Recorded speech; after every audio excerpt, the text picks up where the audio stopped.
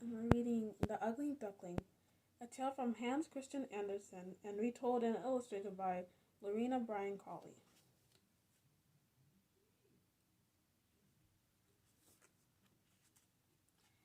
It was lovely out in the country in the summer. The cornfields were yellow, the oats were green, and the hay stood in stacks in the meadows. All around the fields were great forests, and in the middle of these forests lay deep lakes. In a sunny spot stood an old manor house with a deep moat around it. Great burdock leaves grew along its walls down to the water. It was under one of these leaves that a duck was sitting on her nest. Her ducklings were taking such a long time to hatch, and she was beginning to lose her patience. She hardly ever had a visitor because the other ducks would rather swim in the moat and sit and gossip with her.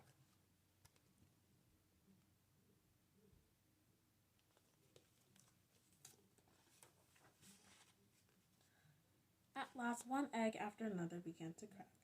Peep, peep, cried little ducklings, poking their heads out their shells. Quack, quack, said the mother duck, as they all came tumbling out. How big the world is, the ducklings said, for certainly there was more room under the burdock leaf than there was inside the egg.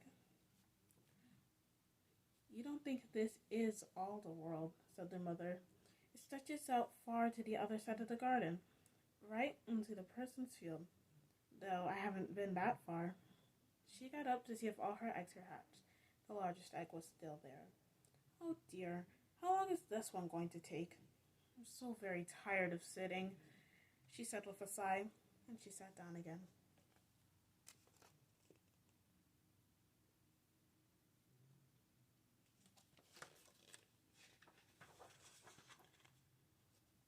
Just then, an old duck waddled up for a visit.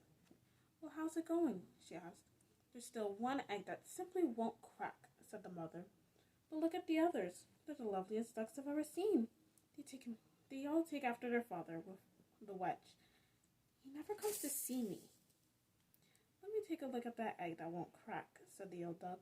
I bet it's a turkey egg. I was cheated like that once. You had better get busy with your babies. As much as I quacked and snapped, it took forever to get the young ones in the water.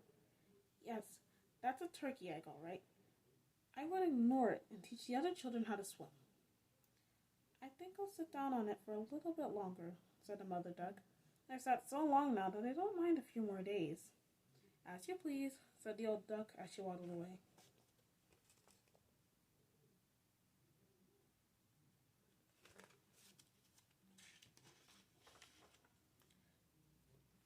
At last, the big egg cracked.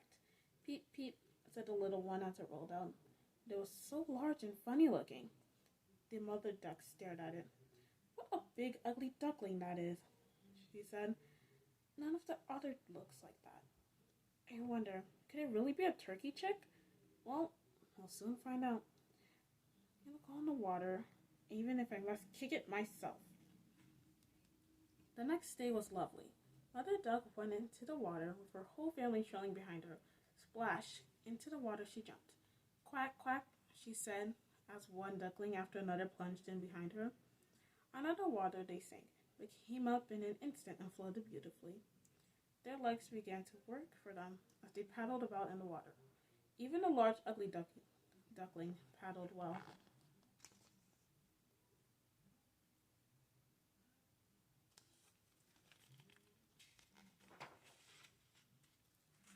Then it is not a turkey, said the mother duck. Look how well it uses legs and how straight it can hold itself. It is indeed my child, and really, it is quite pretty if one looks at it properly. Quack, quack. Now come along with me. I will introduce you to the world. But mind you, to keep close to me and watch out for the cats. When they came to the duck yard, there was a terrible noise going on. The two families were fighting over an eel's head, but the cat got to it after all. You see, that's the way of the world, said the mother duck, licking her beak and washing as she had a bite of the eel. Step lively and bow your necks to the old ducks there. She's Spanish and the grandest of us all. Don't turn your toes. A well brought up duck walks with its toes turned out, just like mother and father. Now bend your necks and say quack.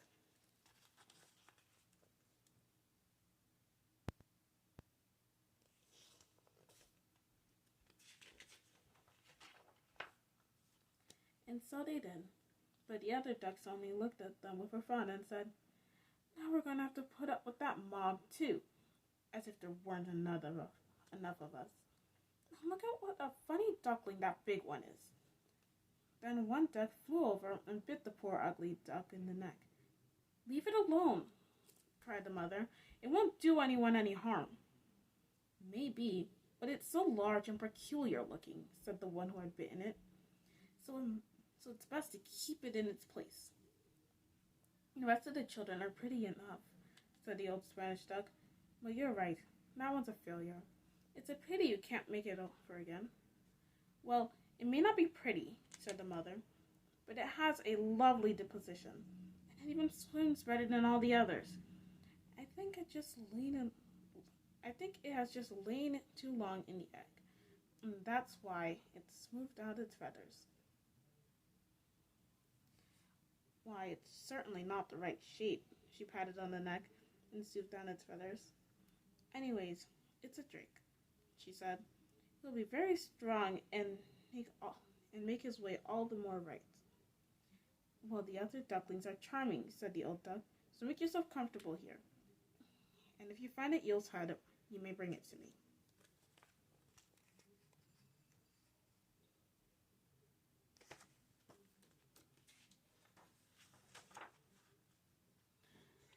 After that, they felt quite at home, except for the poor ugly duckling, who was always being bitten, pushed, and jeered by the ducks and even the chickens.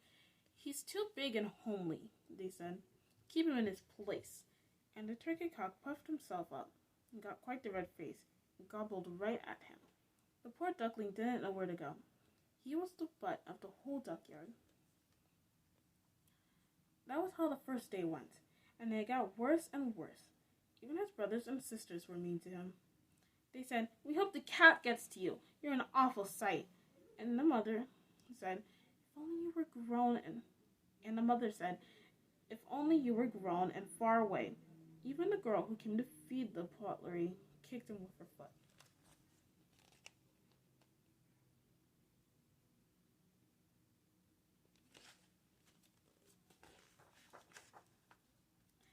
At last he ran off, but flew over the fence. And the little birds in the bushes flew up in fear. That's because I'm so ugly, thought the duckling as he shut his eyes. He flew on farther into the marsh where the wild ducks live. Here he lay the whole night long, sad and weary. Toward the morning, the wild ducks flew and looked at their new companion. What might you be? They asked. The duckling turned in every direction and bowed as well as it could. You're remarkably ugly, said the wild ducks, but that does not matter to us as long as you don't marry into our family.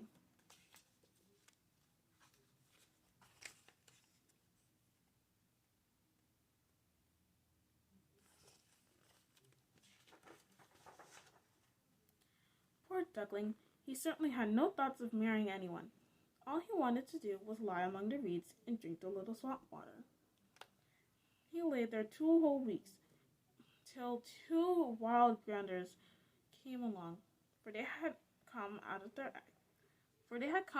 their eggs only a while shortly before. They were still quite lively. Listen, my friend, said one of them, you're so ugly that I like you. Come join us in another marsh. There are some sweet, lovely wild geese, all unmarried and able to say quack. You have a chance at making your fortune, homely as you are.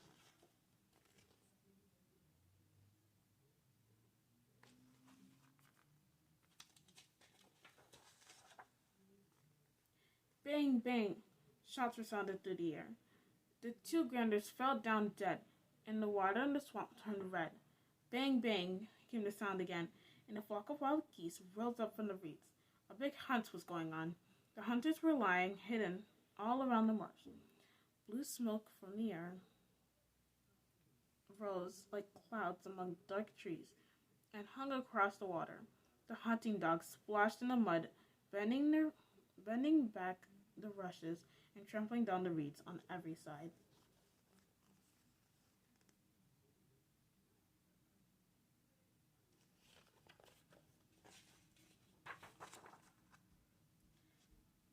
The poor duckling was terribly frightened.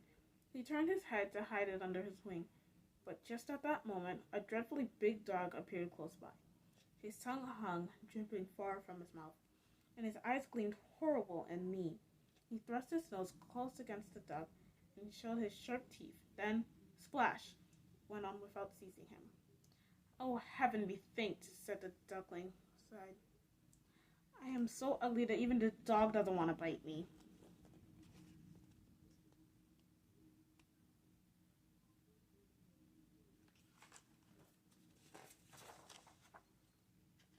And so he lay quite quiet while the shots rattled through the reeds and gun after gun was fired. At last, late in the night, all became still. But the poor duckling did not care to get up. He waited several hours before he looked around. Then he hurried off from the marsh as fast as he could. He waddled over field and meadow. The wind blew so hard that he could hardly move against it.